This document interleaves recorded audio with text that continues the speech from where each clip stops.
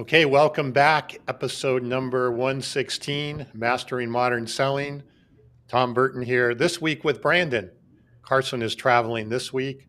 Brandon, are you going to see Carson? I think he's in your neighborhood this week in Is he? I Atlanta. haven't heard from Yeah. him. Oh, I don't yeah. know. If he's here, he didn't let me know. He said he was going to be out by the airport and he was expecting you today for lunch. What? That's all Okay. news to me. I All better right. text the guy. All right. Maybe we can come on and set the record straight. Yeah. Anyway, so we'll try and do our best without Carson, but another great guest today, Don Barden. Welcome. Hey guys, thank you for having me. Thank you for all the work you're doing. I love your show. I've listened to all of it. I love what you're doing with Fist Pump and, just you're bringing awareness to people about what's happening in the world. I love it, and I'm honored to be here, and I'm just grateful. So thank you for having me.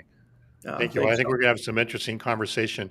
Hey, Brandon, before we get into the conversation with Don, first of all, we want to thank Fist Pump again for their sponsorship. But anything happening exciting coming up with Fist Pump webinars? Anything Oh like yeah. Yeah, I'm co-hosting a webinar on Thursday with Liz Hyman, who was a guest of ours. I don't know, 4 weeks ago. I can't remember any now. We had Alice on about 2 months ago, and Liz about a month ago. And yeah, Liz has a. I think it's really timely. We love to bring webinars to our audience. It's going to help them with what's going on, and she has a webinar that I'm going to go through with her. It's from chaos to closes. And her whole premise is so many sales teams live in chaos, and CEOs or leadership, they don't have good vision as to what's going on, because a lot of times it's a few good salespeople that have been doing this for a long time and they just kind of do their thing behind the scenes. But as she says, 80% of sales teams are at least 25% off on their forecasts. And when she told me that, I'm like, okay, that sounds about right. She goes, so that means a company that's projected to do 30 million in revenue, they could do 36 million or they could do 20 million. And they don't really know where they're going to land. And that's what she solves, from chaos to closes. So we do that on Thursday. And Alec, maybe we can get that put into the Thursday, as in tomorrow? That's tomorrow? As in tomorrow. Okay. Yes, today would be Wednesday, the day of our show. Okay. All right. Yeah. That sounds like a good episode or a good webinar. Yeah. All right. So we'll get the link there. All right. So, and I want to welcome Bob. I warn you, Don, Bob's going to come at you probably with some good questions and comments. That's good. I look forward to it. Aloha, Bob. I see you said aloha. Maybe Hawaiian, or just trying to be cool? He's lived there. In fact, Bob, you better show up tomorrow for Liz, because Liz is, spent most of her life in Kona as well. Oh, that's great. I just got back from Hawaii. I did 9 lectures in 3 days, and I was in Honolulu, and it was one of my favorite places in the world. So thank you, Bob, for joining us. So Don, tell us a little bit about you, your background, and then we're going to kind of talk about some pretty unique sales strategies based on some of your experience and so forth, and how they align to this modern selling world. Yeah, no, I appreciate that. And thanks. And again, I just love what you guys are doing. So keep it up, man. Thank you. I really appreciate it. Bottom line, my life's somewhere between Forrest Gump and Jason Bourne. But I always tell people it's more on the Forrest Gump side. So it's not as exciting as it could be sometimes. But I've lived my life in sales and strategy. And I just love it. I wake up every day and run to work the happiest guy in the world, because when you're really in sales and you're really doing something great, there's a lot of things about your career that's different from everybody else's. And I learned that a long time ago. Number one, you control your schedule, which is great. Number two, you control your income, which is great. And number three, you control the people that are in your lives. You get to meet new friends every day and go out there and meet an impact on the world. So when I stumbled into the sales and realized that I did have some of the wiring that was necessary, but it's a skill, just like anything else. You can be 6'10" and say, oh, that guy could play basketball. Yeah, well, if you can't dribble, you're not going to do very well, right? So I had these things that I knew were sort of, tools, skills, inherited traits that I thought would make it good for me, but I had no idea what I was doing. So I just started this career, and I started small, and it worked its way up. I spent about 25 years on Wall Street. I was a top performer there and did really well in institutional type sales, so B2C type work, which involved billions and billions of dollars. It involved committees, it involved multinationals, and honestly, the more complex it got, the more I realized I was better suited for it. So when you talk about chaos, oh man, that's my jam. I love chaos. I love it when everything is out there and the people are screaming out for simplicity.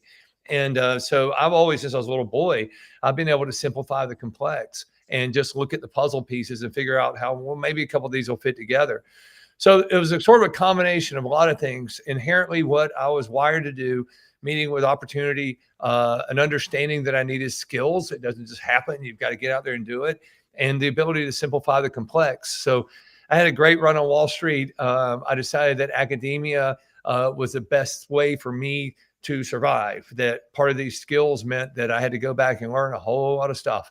So I started working on some things, finished out my doctorate, but I really did that for not only just the credentialing and the credibility, but the knowledge of how people interact and what they do, so we could go out there and serve more people, because that's really what sales is. It's about the transfer of value so you can make somebody's life better than it is today. And if you've got the product, the idea, the concept that they can use, then what an honorable profession. In fact, I've always thought that sales is probably the most honorable profession out there.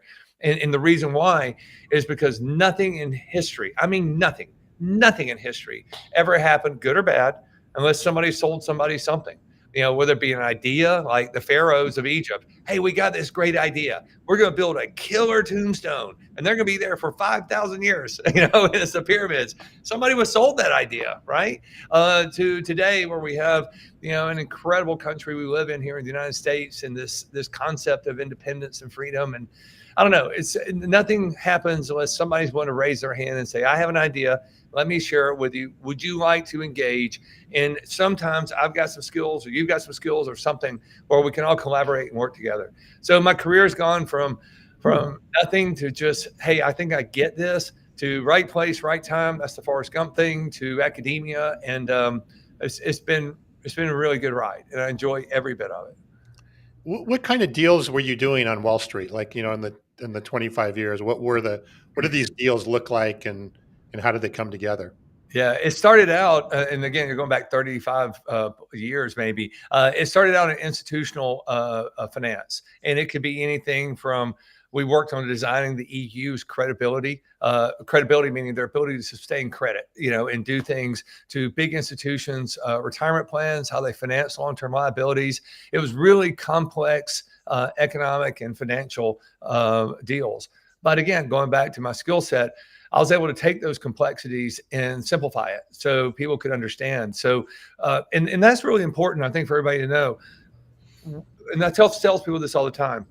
Don't fall in love with yourself. Fall in love with what you can do with the client, which means impress the client, not yourself. And I was telling somebody the other day, I had the pleasure 30-something years ago of working with the largest dairy farmers in Italy.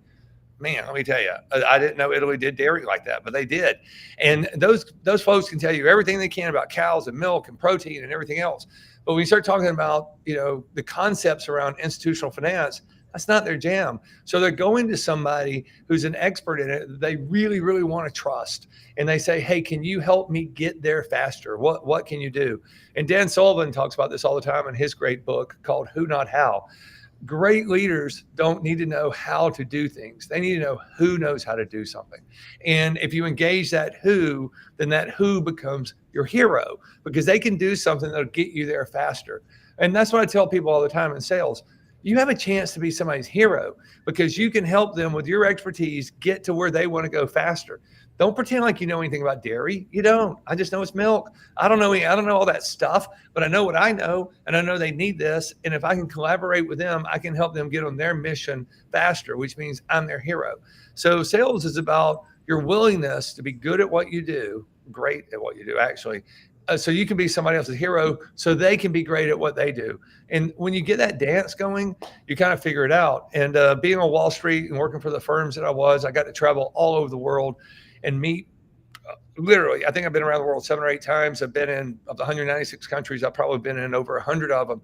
And one thing I've learned is everybody's the same. Everybody's the same. Everybody just wants to get up, take care of their family, believe in a better tomorrow, run their business, take care of their employees, do great things. It doesn't matter what language you speak, but they're doing their thing.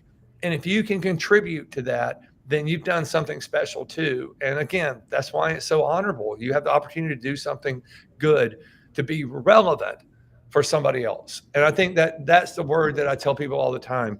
The future of sales is relevance. Not just are you slinging product and price. Where are you relevant? And I think we figured that out a long time ago. So it's been fun. But it's the short answer to your question: institutional finance. I feel like that scene in Animal House, like where he's got everybody all riled up and ready to go, and like go running out, like I'm ready to go. I'm ready to go charge a hill somewhere. Yeah, let's do this. They're Yeah, all fired up. yeah, It's funny. So in a previous life, I had a software company, and we built software for complex commercial real estate deals. So real estate deals, you may be aware, Don, can get very, very complicated when there's multiple investors and money and so forth. And our software, it was hard to model those things on Excel. So our software helped them model these real estate deals. And I sold the company to Intuit in 2008, right before the real estate crisis. yeah, And then what I had to go do, I went into it for a year and a half. My job was to go out to these big financial institutions, JP Morgan, Morgan Stanley, all throughout these things, and help them figure out how screwed they were on their real estate deals that they had put together prior to the crisis. But the reason I'm bringing this up is we had to take very complex situations, whether they like to see them or not, and make it very simple for them to do. yeah. And I think we're in a world right now, and Brandon, definitely, I think you would agree with this. The things that we're selling are not, whether it's technology or AI or whatever, or even what you're doing with Fist Bump and LinkedIn, and people don't always understand all this stuff, right? They don't. It's complex, it's confusing, or whatever, and they're constantly looking for that way to get things simpler and understandable, not just for themselves but across the organization. Oh, 100% right. And you know what's interesting too, to keep going on that theme, we're in the situation economically and in consumer demand where the consumer, the buyer of your product, is now in a position where they have more choices than ever. And those choices are all good. So think about that. Most buyers are in a position where if they just narrow it down to 3 or 4, they can't make a bad decision. So in sales, you got to figure out, okay, if they can't make a bad decision, how do I become that decision that rises to the top? How do I become that connection point? How do I become relevant to them? Because, I mean, think about how awesome that is for a buyer. If you can't make a bad decision, yeah, you can go for it. But I think the future sales is going to be in that relevance and how you get out there and do it. So it's what you just said is brilliant. It's great. Can we park on that for a second? Yeah, I'm glad you're doing that, Brandon. Go ahead. Yeah, so let's unpack that a little bit. So buyers can't make a bad decision. 3 or 4 or 5 options, all equally good. Mm-hmm. Now let's put ourselves in the sales leader, the leader of a company. What did they do? How did they stand out? I think you use a couple words, and now I lost the word you use. But how did they stand out? How did they get that conversation? How did they be different than the other 4 or 5 buyers? Right. Or the other 4 or 5 sellers?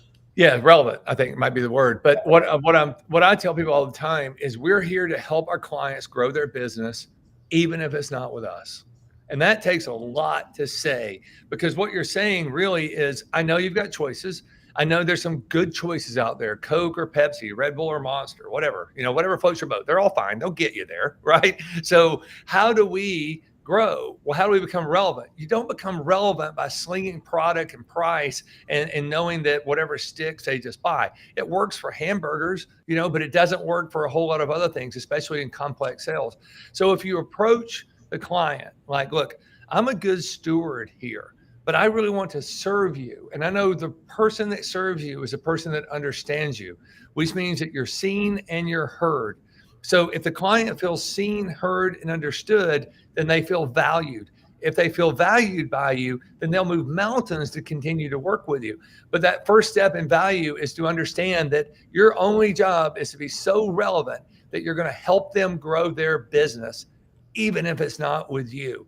And what happens is the law of reciprocation, just the universe itself, will give you so much opportunity. If you present it that way, it's beyond what you can calculate. If you go out there thinking, oh, I got the best product ever, let me know how that's going to work for you. That's not going to last very long. Or we got great pricing, or we're competitive pricing. All right, great. You're the same as everybody else. Where are you relevant? Well, you're relevant when you commit to being a co-conspirator in your client's success. And that might mean that you're sitting there with a product idea and you've got a great solution, and they ask you about something else, and you might need to use your wisdom to redirect them. But that's rare. What people want is connect with you because they feel seen, heard, and understood by you, which means they feel valued by you, which means you are their who, which means you're their hero, and they're going to do it. So that's what separates you in a world of equal choice. It's just your ability to lean in and help that client feel seen, heard, and understood. Man, if you do that, you can't turn it off. I mean, it's just going to take off. You sling price and product, you're going to be in there with everybody else, so you got to be relevant. So, Don, how do companies do that at a prospecting stage? Like I talk to a lot of leaders, and I'll ask them things. They'll say things like, "Oh, we want to be seen as trusted advisors." Great. How do you when and how do you give trusted advice? Oh, well, when we're in meetings with them, like, okay, great. What about before you get the meeting? Like, you've got to be seen as a trusted advisor. This is kind of what I'm hearing you say. You got to be seen as that trusted advisor in order to get the meeting. But your strategy right now is once we get the meeting, we get to tell them all these things. Yeah. So how do you get the meeting? You get the meeting by thinking differently. And I tell people this all the time. You've got to follow me on this. You got to change the way you think about how you think about the way that you think about your thinking. Which means, I know. You guys got a whiteboard, Brandon. You can change the way you think about how you think about the way that you think about your thinking. In other words, if you're thinking my product's the best and I'm going to go out there and everybody's going to buy it, let's consider thinking differently about how you think about that. Don't change your mind. Yeah, it's great. I got a great product and I can do a lot of great with this stuff with this. That's great. Don't change with that. Keep that going. But what are you doing when it comes to your thinking about how that's relevant to the buyer? What is it that they're looking for? If you really want to be a trusted advisor, which is such a grossly overused term right now, everybody's like, I'm a trusted advisor. I'm like, yeah, okay, yeah, whatever.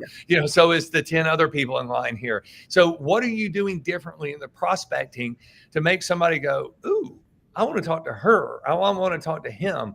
It starts with understanding that you're relevant, that you're here to impress the client and not yourself. And most of those people in the prospecting calls, I think, are already behind the 8 ball because they're focused on themselves. I've got a great product. I got this. I can do it. Why wouldn't they want to buy it? Well, you're thinking that before you've earned the right for them to think that way about you as well. So in prospecting, I always reach out and just tell them, hey, we love to collaborate with organizations like you.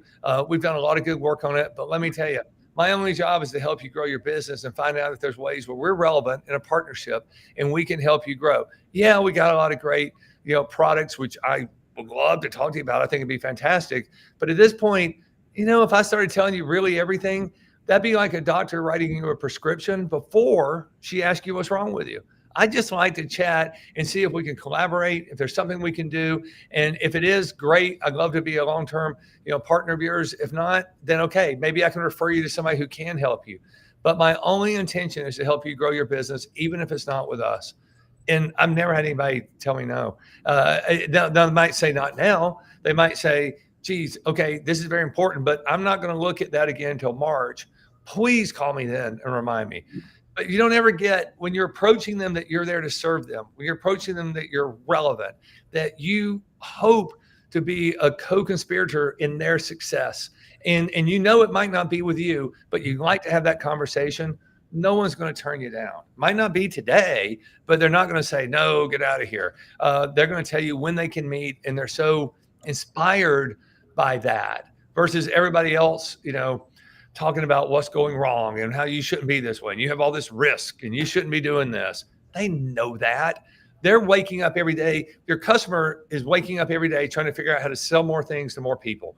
If they're in construction, if they're in house development, if they're in software, how do we sell more software? How do we sell more consulting? How do we sell more houses? How can we do all this stuff?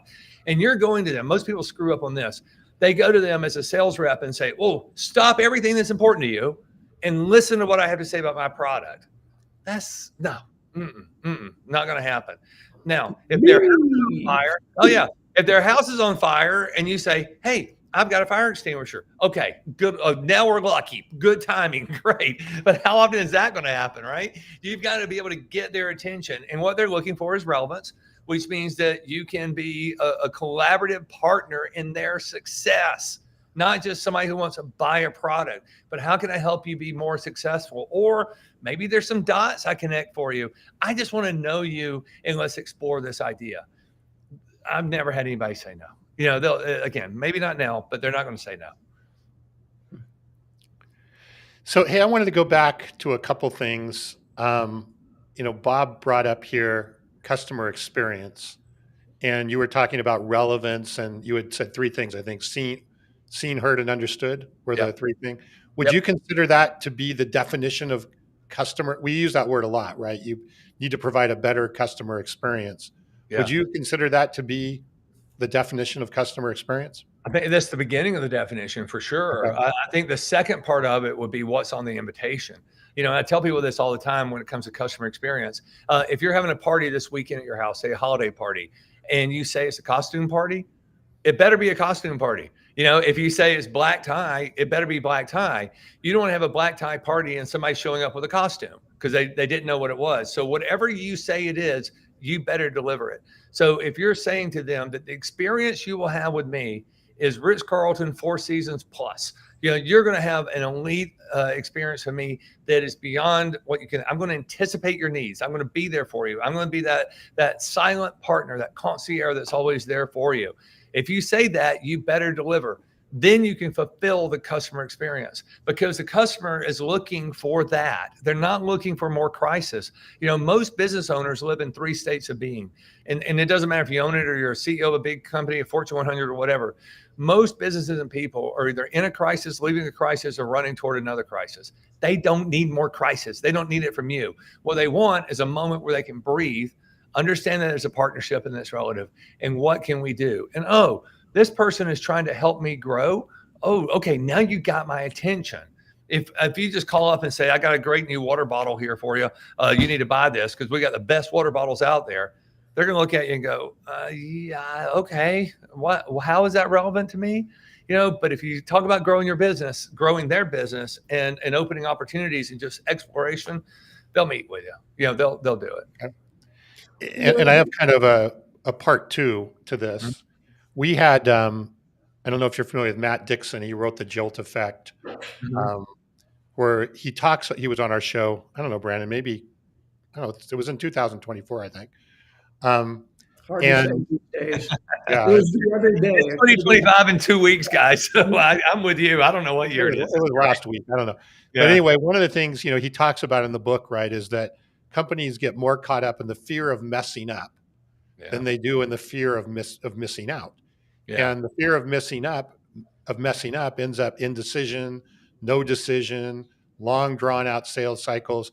I wanted to kind of tie that back to what you were saying is, hey, they can't make a bad decision. Yeah. And how do you overcome that?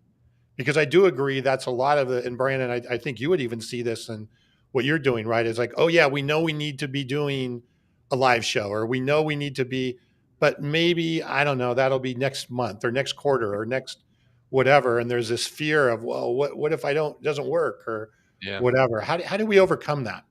Yeah, well, Sullivan is working strategic coach on that very, very topic. And I thought it was brilliant. And basically what he said was there's only 4 customers out there. There's only 4 types of customers. There's only 4 types of business. There's only 4 types of human beings. And most salespeople screw up and go to the wrong one. So those 4 types are real simple. A business is failing. It's an absolute failure. The business is frustrated. The business is traditionally successful. In other words, everybody knows them, everybody sees them. It's just running, it's operating, everybody sees them. Or the business is transformational. It's constantly looking for new ideas and changing. The leadership reflects that. 90% of the salespeople, when they're going out there, they basically want to go big game hunting. They want to go after those traditionally successful models that are out there.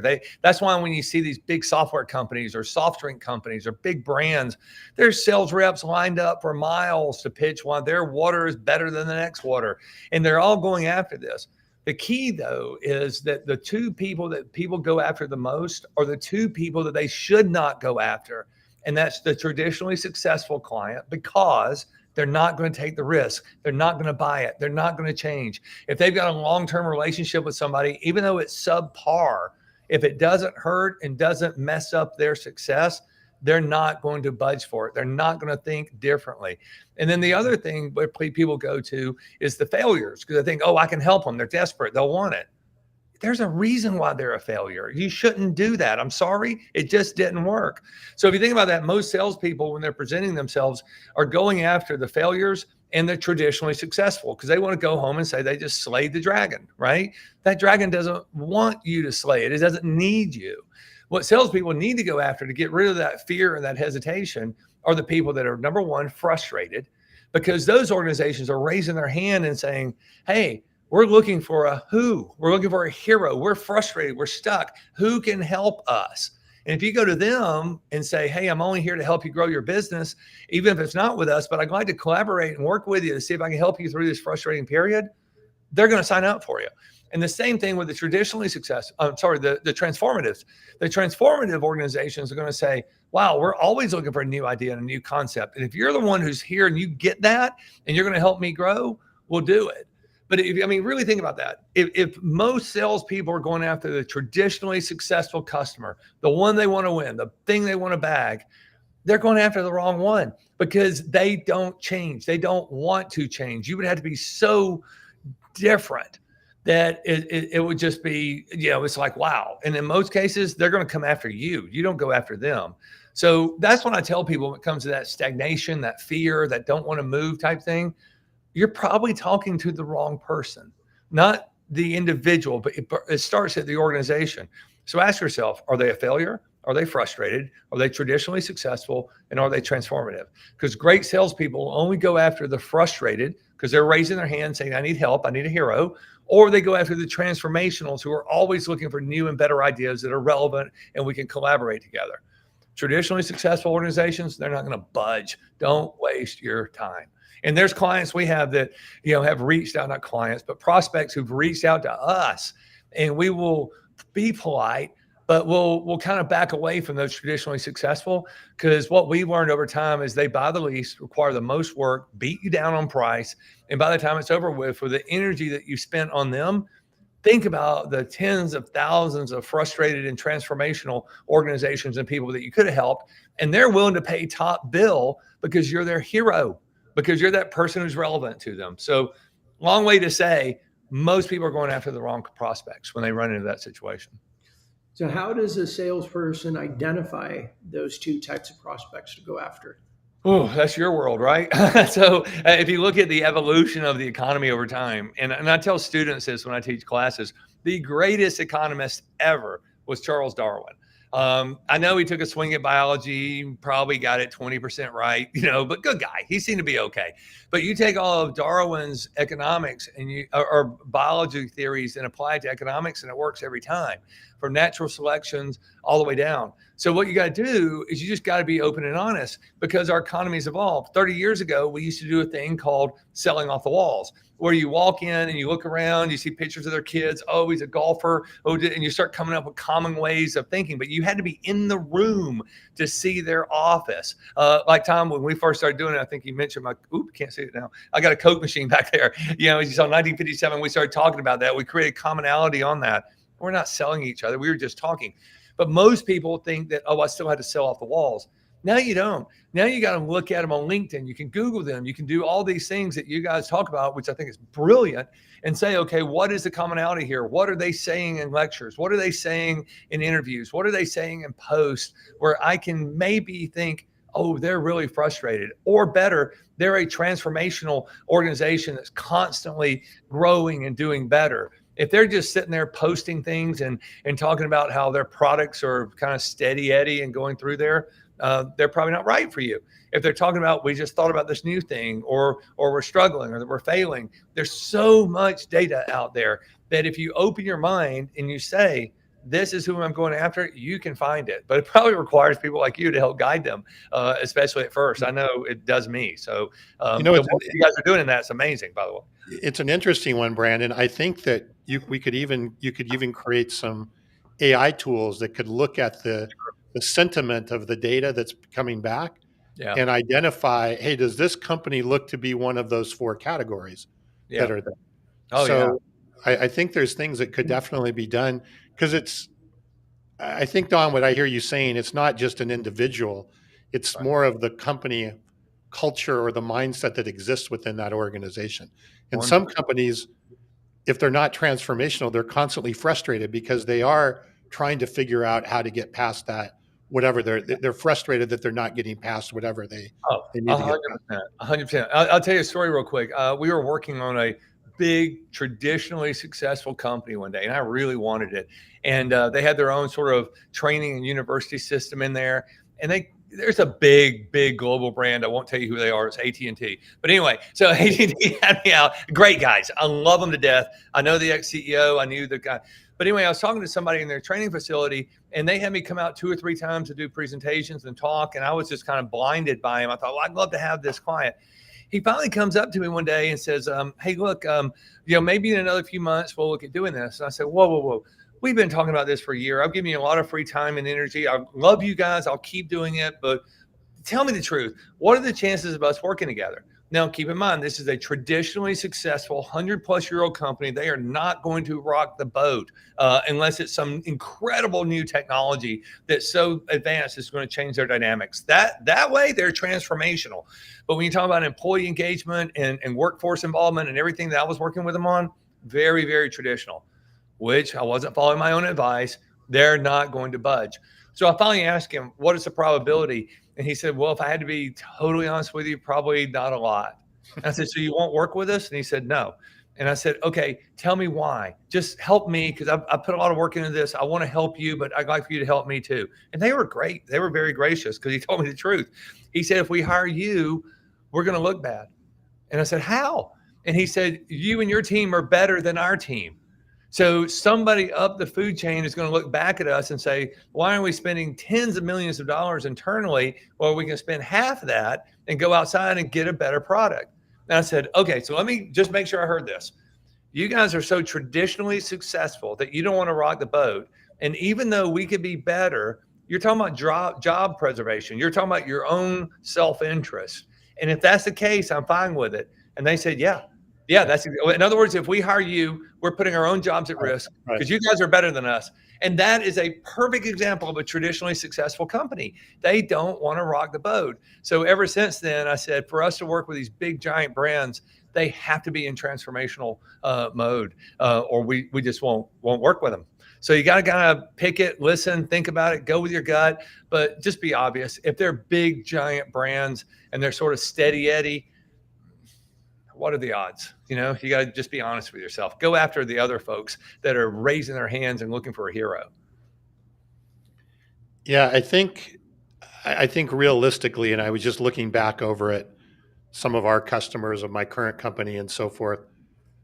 I think that the only way you really break through with traditionally successful companies is with that killer app, right? That killer app that creates that FOMO, right? And so forth. Whereas the transformational company, they're not looking necessarily for the killer app. They're looking for the things that incrementally can really continue to take them to the next level. Oh, absolutely. And some will do it through acquisition. I see Bob's putting something in the chat that, some organizations, they'll just buy you out to make them better. Yeah, that's true if they knew you were there. But in these giant traditional organizations, they're going to block you at a mid-range level so that you don't get out there. So the trick is if you have something, an app or whatever, even if they say, look, we just want to buy it or we want to acquire you or this is great, you got to be talking to the right people, to do it. And sometimes the titles and the decision-making doesn't match who you are and what you're trying to accomplish. But on that note, and I'll tell you, I see salespeople screw this up all the time. I mean, all the time, where they go in and they don't know who the real decision maker is, and they end up insulting the people by saying, oh, I need to talk to the CEO. I need to talk to the CFO. I need a decision maker. And you're talking to the decision maker while you're doing it because Again, great CEOs don't need to know how to do something. They need to know who knows how to do something. And when they allocate that responsibility to somebody, they're not going to go back and say, oh, I've got to sign off on everything. You've got a trusted employee. You got somebody on your team at the C-suite or whatever, and that's their role. And most salespeople think that the title, the highest title, is who's going to be the decision maker. Is not. We did something probably 20, 25 years ago called the social buyers pyramid, where we did this study, and it was really amazing, where we said, okay, how can you look at somebody and know what their decision-making process is so that they can engage you? And we did this not to be selfish for more sales, but to be selfish because, well, what we want to do is serve people better. And the more times you have the sale, the more clients that you get, the more opportunity you have to serve people, right? Growth is good. Growth means you serve more people. Money is good because that means you can make more money, which means you can hire and serve more people, right? So success is this exponential linear approach that does it.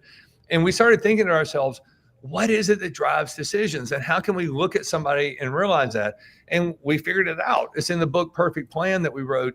And basically what we say is that you can look at where they are in corporate and social status to understand what their buying preferences are. So if you think of a corporation as a big pyramid, you got the base of the pyramid, the middle of the pyramid, and the tip of the pyramid.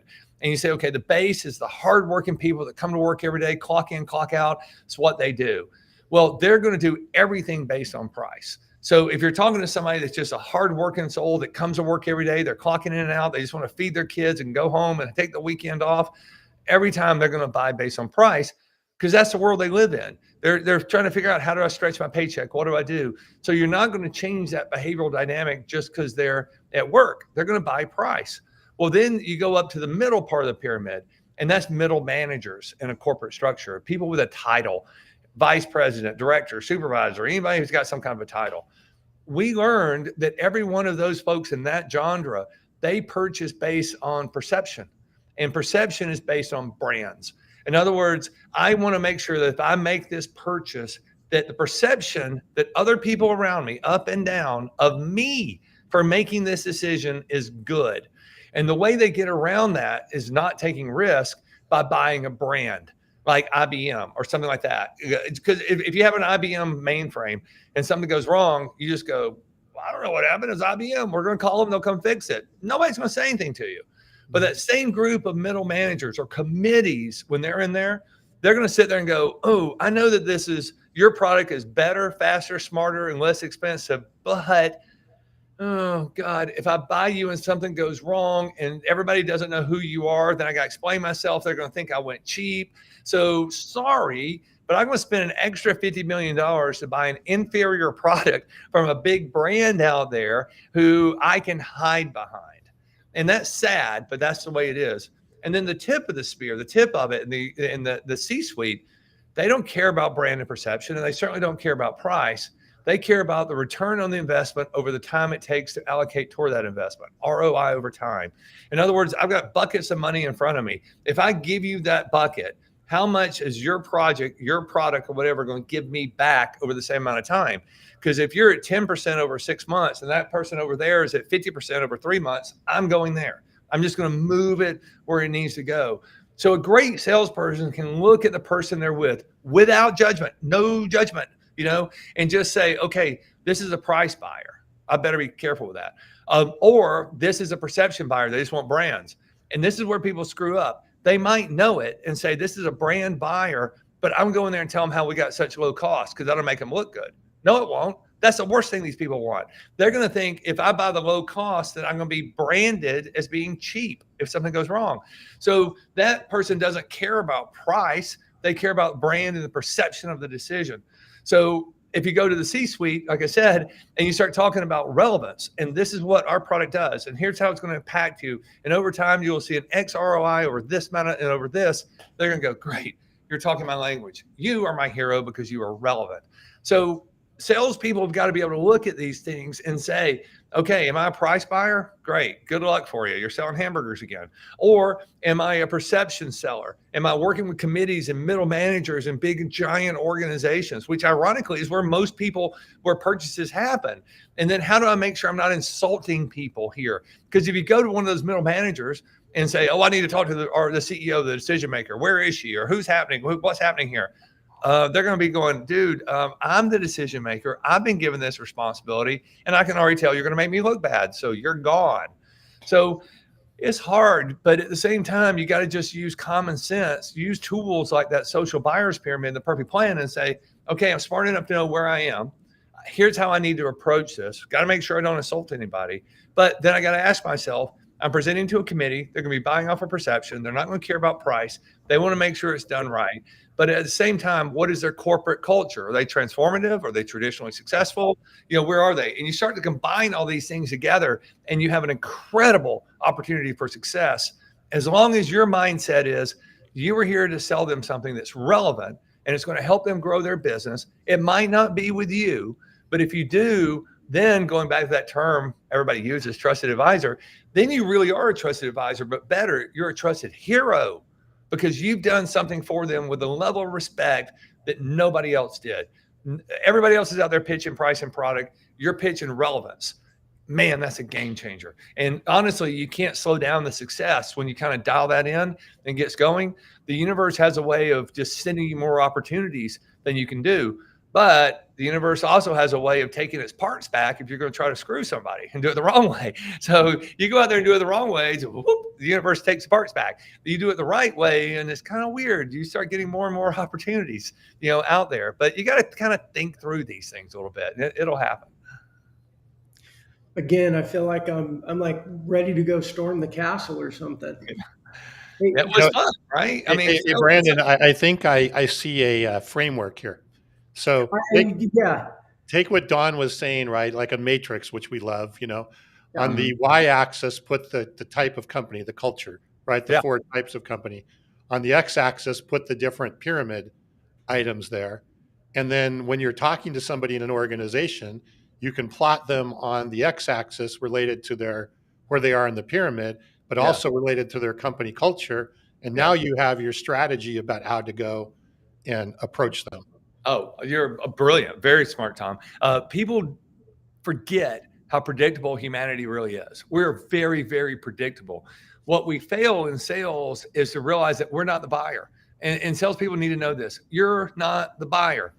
They're the buyer. So you can impress yourself all day long and be excited about it and go out there and do the verbal vomit and throw up all over them and tell them how great you are. And they're just sitting there going, dude, I just want to buy the right brand. I don't care. Right. But if you start using these tools, and I love that XY axis thing, you start using tools to get you in the right mindset before you get there. You can sell anything to anybody at any time, as long as it's ethical, moral, and it's the right thing that helps them advance their mission, helps them grow their business. And you accept that I might do this even if it's not with me, but man, get out of their way, because success breeds success, and success is contagious. And I don't know, it just all works, but it's an art, it's a science. You don't want a heart surgeon winging it, right? When they're changing your heart out. So why would a salesperson wing it when they go into a sales? Take the time, study the product, study the opportunity, use tools like what you guys do, the fist pump, do that. And then you've got a higher chance of success, because go back to what we said in the beginning, the consumer's got a couple of good choices in front of them, and neither one of those are bad decisions. So how do you make it where you're the decision they choose? Because you're relevant, you see them, you hear them, you understand them, which means you value them. If they feel valued, they will run to you. That's how you sell in today's environment. And relevance is in the eye of the beholder. Absolutely. Right? So relevant to one person in that matrix is not relevant to somebody else in that matrix. Oh, absolutely. I'll tell you a bold statement. And I said this the other day, and I kind of was like, oh, well, it's the truth. I'm just going to say it again.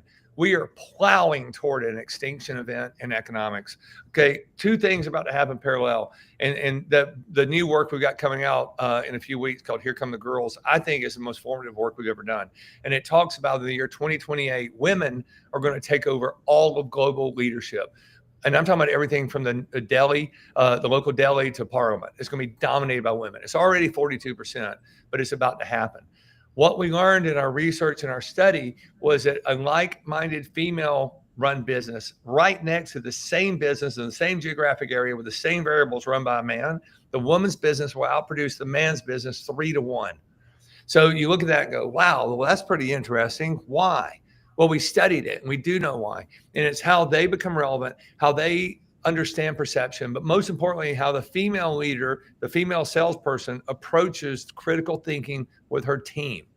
But what we really learned from this is that it's not a girl thing. It's just something girls do so they can take over and we can teach guys to do it. But think about what's about to happen in the economy. If that female owned business grows at 3x, businesses don't survive alone. They buy from other businesses too. So when all the businesses start growing at 3x, you don't have 3x, you have 3x cubed. So the economy is about to explode in the biggest way we've ever seen. And it's not just a gender thing. It's something we can all do and learn from. And the book talks about why all these variables are crossing and hitting at the same time. We can mathematically prove and qualifiably prove why this is going to happen. But here's what's really, really important. If you look at that and you say, man, that's going to be great. It's not going to be 3x. It's going to be 3x cubed. There's going to be more buyers and more opportunities than we can imagine. Yes, that's true. But here's the underlying current. This extinction event is going to happen within a lot of sales organizations where you're going to see, and I'm guessing like financial services, accounting, some law, and it's not all AI, but I would say financial services, accounting, law, banks, things like that. I would say 70% of them are going to go out of business in the next 5 years because they're not relevant. They're just pushing product. When you have a 9x, or 3x cubed type of environment going on and they're running really fast, they don't have time for your crap. They don't have time to sit there and go, okay, yeah, I've heard this story before. Okay, yeah, we didn't sign that form right. I guess we're all in a breach of whatever. Nobody cares about that. They really want to work with each other where we're all growing together. And most of these, like I said, banking, financial services and all, they're still slinging product. And we're about to run into an economy that doesn't want to just buy product. They want to be connected, relevant, intertwined with each other, and they want to grow together. And that's great leadership, right? You don't want to be the smartest person in the room. You want to be in a room where everybody's getting smarter together. And that's what's about to happen to the economy. And these organizations, either at an aggregate level, like I said, financial services, or individuals, if you don't get on this bandwagon, you're about to go the way of the dodo bird because it's going to leave you. But think about this, and this is something for your listeners to know. If that extinction event occurs, which it will, and you're one of that 30% that's left in an economy that's growing exponentially, good God, you can't get to the opportunity that's about to hit you. So we're about to do a flip where supply and demand changes dramatically. Demand grows at literally 3x cubed, while supply is going to shrink. So what does that tell you? If you're in that shrinking part of the surviving economy that's in there, you can name your price if you're committed to being their hero, if you're committed to helping them grow their business, and if you understand that they have multiple choices that are all good and it might not be you today. But when 70% of your competitors just fell off the planet and the market is growing faster than anybody, you can't get to it, man. You're going to have so much fun coming up. It's going to be a feeding frenzy out there. But those people that didn't want to embrace concepts of like what you guys teach and what you're doing at Fist Pump, well, Darwin was right. That's all I can say. It's just apply it to economics and you'll see what's about to happen. But those who buy into what you guys talk about and everything, good Lord, they're going to have the most fun they've ever had in their careers. It's going to be a great time for people who want to commit to doing it the right way. What's exciting for me about today, Tom, is how excited, enthusiastic, and passionate Don is about the positive side of sales. It seems like so many conversations we've had lately, it's been like, hey, this is challenging, this is hard, this is the sluggishness that organizations are going through. And you got me excited about the future and what's coming. And Don and Tom, unless you have something else, I'd love, before we run out of time, as a dad to 4 daughters, I would love to jump in a bit on Here Come the Girls. And I know it's not really just about women or about female, It's about a leadership style. But tell us a little bit about your book. A Oh, little thank bit you. more. Yeah, thank you. And I'm the opposite. I've got 3 adult boys. So I'm a boy. I grew up in an all boy house. I've got boys. The dog's a boy. All I know is guys, right? And I go out there and I go, as an economist, I'm looking out here and I can see this thing coming over the horizon and we need to explore it. So I started talking to some people in the academia world about 4 or 5 years ago about this theory I had, and I was able to prove it quantifiably that women are going to take over global leadership. That's math. There's nothing to change. But the concept around it is, okay, let's just be honest. In science, it's called the null hypothesis, which means it either is good or it's not good. It is true or it's not true. Both of those are good answers. So if I tell you that if you do this, it's bad for you, don't do that. That's good. If I say if you do this and it's good for you, well, let's do that. Let's rinse and repeat. Let's keep doing that. So when you approach an economic shift like what's about to happen, you have to ask yourself, is this good or is this not? So we spent the last 4 years interviewing thousands and thousands of female leaders around the world about what is it that you do differently than anybody else. Tell us your secret. What's the sauce that you put on things? What's your fairy dust to make it work? And I'm telling you guys, of the thousands of people, the consistency was close to 99.99%, which is unheard of in scientific study. All of these women around the world were doing the exact same thing, the exact same way. And it's their ability to work with their teams in a critical situation.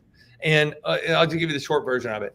When you got a problem and you take it to a male leader, and I'm exaggerating, so please don't anybody say, well, I don't do that. I know, but most guys do. Most guys, when they have a problem come up, they stop what they're doing and say, well, I can fix this. Let me fix it for you, right? Guys are fixers. And we've been that way since, the dinosaurs. I mean, we're good at a couple things. We're good at breaking things. We're good at fixing things. And we're good at using red muscle mass. A guy can plow a field or cut down a tree probably better than most girls do because of red muscle mass. That's it. So when we evolved in the patriarchal system and we evolved through agriculture, which requires red muscle mass, we evolved through the institutional or the industrial age, red muscle mass, guys, we had our turn. But now we look at it, we're out of those ages. We're in a service-based global economy and the playing field is level. At the same time, over the past 50 years, the way society approaches women in education and opportunity and things has dramatically shifted. So now everything's level. So you can't hide behind the muscle. You can't hide behind the agriculture anymore. So we started looking at this and we can see where those yield curves are going to cross in the year 2028. But then through all these interviews, we're able to say, what is it that you do differently? And it's the way they approach their teams. And I can tell you, here's a little sidebar that's very, very interesting. If I know your listeners are worldwide, but let's just talk about North America, specifically Canada and the United States.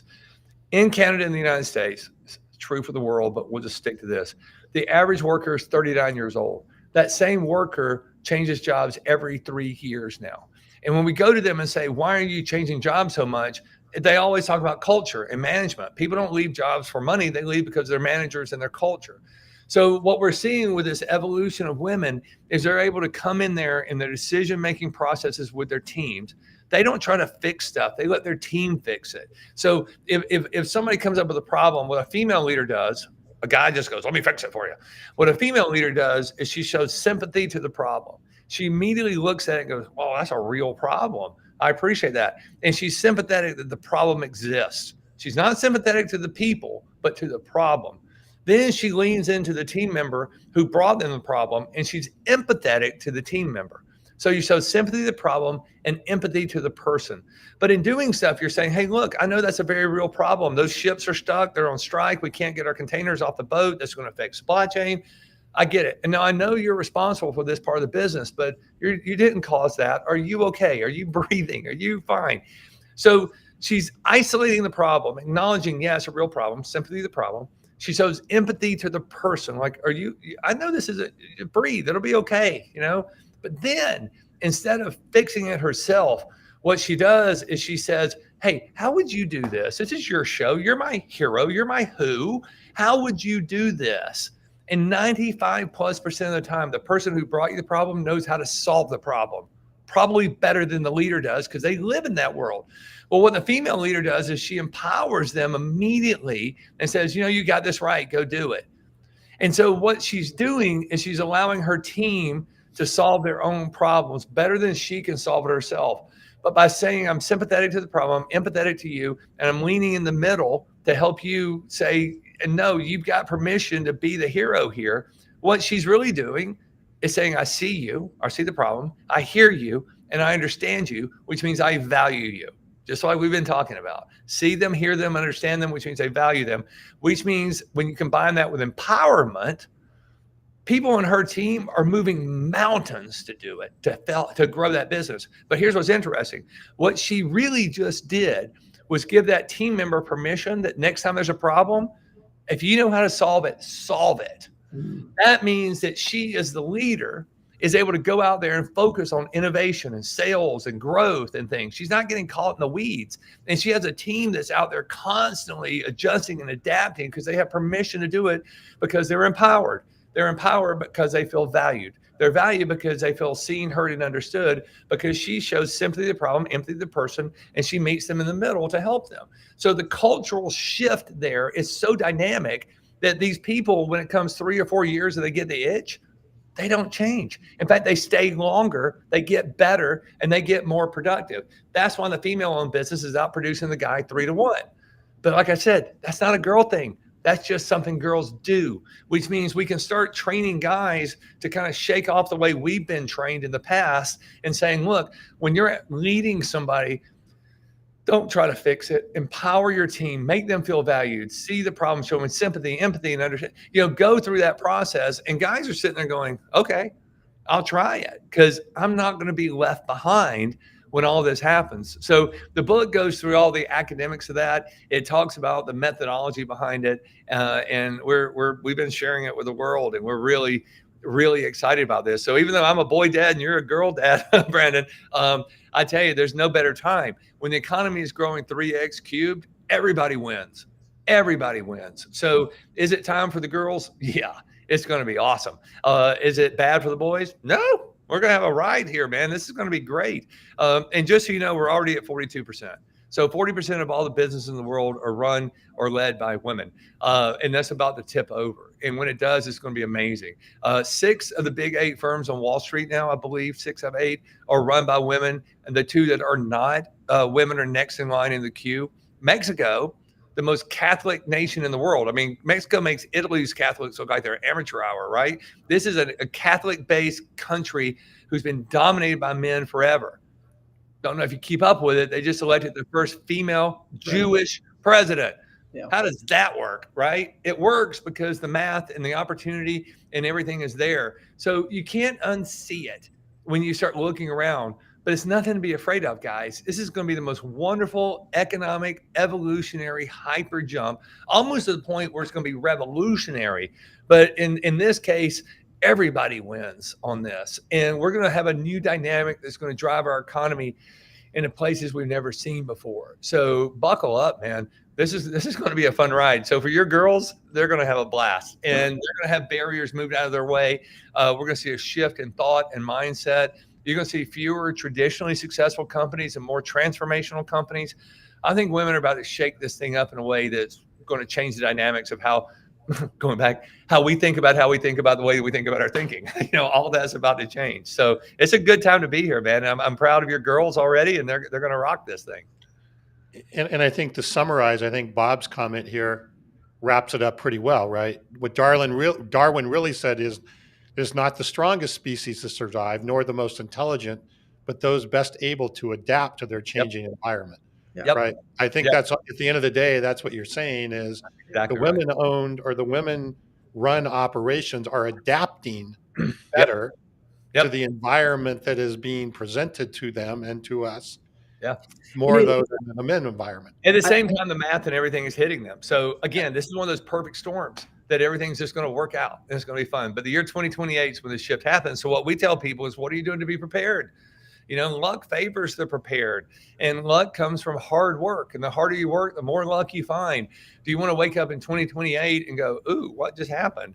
Or do you wake up and think, I'm glad I started working on this thing a couple of years ago and getting my culture and everybody else ready? And that's what we do. That's what we help people do, is what can we work on to make you a transformational company who will be best prepared when this shift happens? Because you don't want to have an economy grow 3x cubed and you're sitting around going, should we be paying attention to this? No, you should be on the cutting edge of it. And sales will be easier than it's ever been before too, because when that extinction event occurs for those people that aren't relevant, you're going to have more business and more opportunity than you can get to. So yeah, Darwin was right. It's about adjust, adapt, and overcome. And it's happening right in front of us. Brandon, go ahead. I'm just saying, what I'm seeing is that all this makes sense too with the amount of tech change that's taking place and how it affects humans. The more the female approach to helping humans go through this overwhelming change makes a lot of sense. Oh yeah. Right. Yeah. So we've got all this tech change. We have all this economic change. We have all this information change. Like kids now, they're more equipped than ever with information. There's all these variables that are affecting people that the old patriarchal way of handling things, of just get shit done, pull up your big boy underwear, make things happen, it's not working, and you're seeing it happening. And this relates, Tom, to what you and I have been talking about for the last several years in sales. Is so much of the sales approach, the leadership approach, was pedal faster. Just do more, do it better, do faster, hire more people. Our spreadsheets say if we have 20 people making this many calls, we're going to hit our numbers.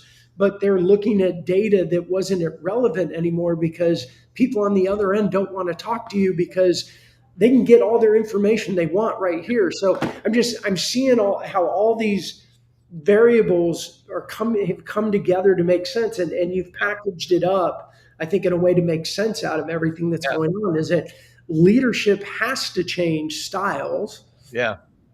And this more feminine or female approach makes sense because of the way human beings operate.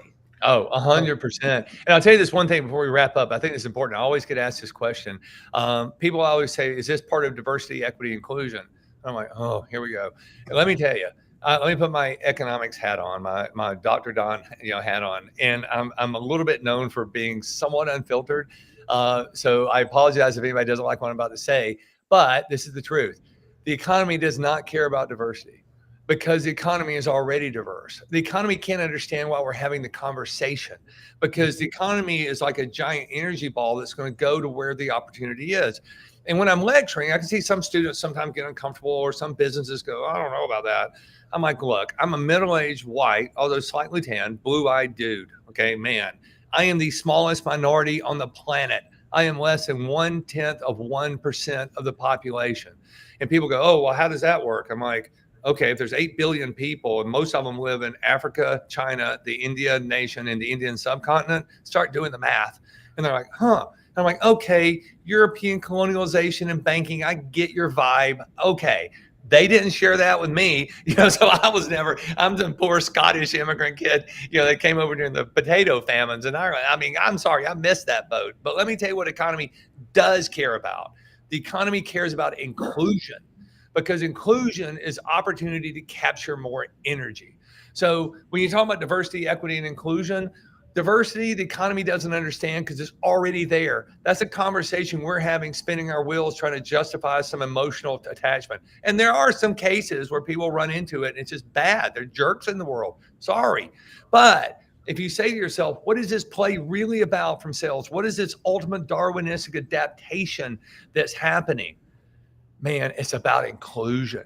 It's about saying that this new phenomenon that's about to happen, it's going to be so inclusive that I might be wrong on the low side of 9x. I really might be. It might be, instead of 3x cubed, it might be 9x cubed. I don't know. So 3x cubed is the minimum, because the economy doesn't understand why we're even talking about diversity. The economy looks for, thrives for, is desperate for inclusion. And that's what's about to happen. We're about to see an economy move in a direction where organizations and people are going to stay longer, work harder, be more productive with this incredible passion to be transformational, because this female leadership shift is going to be there at the exact same time the economy moves in a different direction. And luck does favor the prepared. So go back to fist pump and all the stuff that you guys do. That's part of the preparation. That's part of saying, what can I do to be better, to further embrace this thing and make it work for me? So my organization, male or female or both or whatever, our transformational mindset has gone beyond the frustration. And we're so committed to serving as many people as we can, knowing that there's an opportunity that sometimes we can't do it, but they made a good choice. But there's so much opportunity out there for us. It's bigger than what we can get to. We're going to do it. But luck favors the prepared. So you got to ask yourself, what are you doing now to be prepared for 2028? No, by the way, if you haven't woken up yet, that's 36 months away. It's going to be here before you know it. So if you remember 2022, that's the same distance as 2028 is, in the future. So it seems like yesterday, but it's not. So I tell people all the time, buckle up, guys. It's going to be the best time ever for sales, for opportunities, and everything else. So it's changing. Very compelling. Hey, I wanted to say one thing though to wrap up, Brandon, what you were talking about, and Don, I want your take on this. Is Brandon knows I like to simplify things, so this may be ultra simple along the way, but I think our business and our sales world in particular has been run off of, like you were saying, Brandon, results. Do more, pedal faster, get more stats. What does that pipeline look like? How do it grow? And what I hear you saying, Don, is the world is transitioning from results to relevance. Yeah. And if you look at, and it would be interesting to see even how companies report. Carson's talked a lot about this, right? A lot of his sales meetings, he just doesn't go in and, well, tell me your pipeline and show me how many, he's looking at how relevant have you been with your customers and your prospects? What relationships have you built? What conversations have you had? Those are the metrics and things that he's looking at in his organization versus how many phone calls or how big is your opportunity list, which we all know is a bunch of BS anyway, because it's not really relevant opportunities. Right. Is that the safe way to look at this? Is that we are moving from a world of results to relevance? Yeah. And I would take I'm all about data over dogma, right? So you got to be able to look at the data and not the dogma. Measure it, right? Yeah, there's some way. And you can't grow anything if you can't measure it, right? You just can't. So you got to have those metrics in place. But I think that transformational concept that we're running into with this new economy is going to be, well, wait a minute, what metrics are out there? If you think that you're going out there and your metric that you've been basing yourself is all about price, when we know that now price is not as relevant as it used to be for most things, again, unless you're selling hamburgers, then, what are we tracking in today's world that's relevant to allow us the opportunity to go out there and serve more people? And like I said, it's not the same as it was 30 years ago, 20 years ago, 10 years ago, and good Lord, probably 5 years ago. I gave this lecture, and I'll shut up, I promise you after this, but it's pretty cute. You show how things change over time. And we ask people, and 100% of the people give the right answer. When you wake up in the morning, what's the first thing that you do? And everybody instantly says, I look at my phone. Because your phone is now your alarm clock, your everything else, and you look at your phone. In 1990, just 34 years ago, or almost 35 years ago in a couple of weeks, they asked the same question. You know what the first thing that people did in 1990 when they woke up was? What? They peed. They got up and they take a pee. Yeah. They peed. They went to the bathroom. So somewhere in the past 34 years, peeing is not as important as it used to be, right? So it's like, what happened? And we see these other dynamic shifts, like the number one. Isn't it that we look at our phone while we walk? Yeah, you could be. That's happened. Every guy's done that. Probably girls too. But we just know that everything is changing. So if you don't adjust, back to your point, Tom, if you don't adjust those metrics to the relevance of today, if you're holding on to yesterday too long, yeah, you're going to have some problems. But you're exactly right. You've got to look at those metrics. You've got to know what's going on. But make sure you're looking at the right metrics, because here's the reality. There's only three truths or three things to know, especially when it comes to things. There's liars, there's damn liars, and there's statisticians. That's it. Okay, so if you're looking at the statistics, you better be looking at the right statistics, because more than likely they're lying too. Yep. So You just got to be open and honest with yourself. And I think that's what these great transformational businesses do. To become relevant, you got to start with honesty. And if you're honest about it, and you kind of check your ego a little bit, and you commit yourself to helping other people grow, to helping their businesses grow, even if it's not with you, I'll go back to what we said in the beginning, man. The universe is going to give you so much opportunity. It's crazy. And when we're looking out in the future of what's about to happen, sales organizations or any organization, because we're all, like you say, we're all in sales, right? Every organization is in sales. Every person is in sales. Then you got to say to yourself, wow, what are we going to do to be best prepared for what's coming up? And it's a hodgepodge of a lot of things. But if you got that mindset, you change the way you think about how you think about the way you think about your thinking, everything is going to be good. I love what Bob just wrote. 63.7% of all statistics are inaccurate. That's great. Right. And you read that from Abraham Lincoln on the internet too, right, which is hilarious. So thank you, Bob. That's a great comment. You're right. So it's just a great time to be here, and the people that are committed to doing the right thing for good people, it's going to be great. It's a good time. Well, Don, thank you. This has been super interesting. I'm Brandon, not done yet. I know. Don, will you come back? Because I mean, seriously, I had a couple more questions, and we're totally out of time. I think we may have officially gone the longest show ever, the longest episode ever, which is good. Okay. It's more content for us to use afterwards.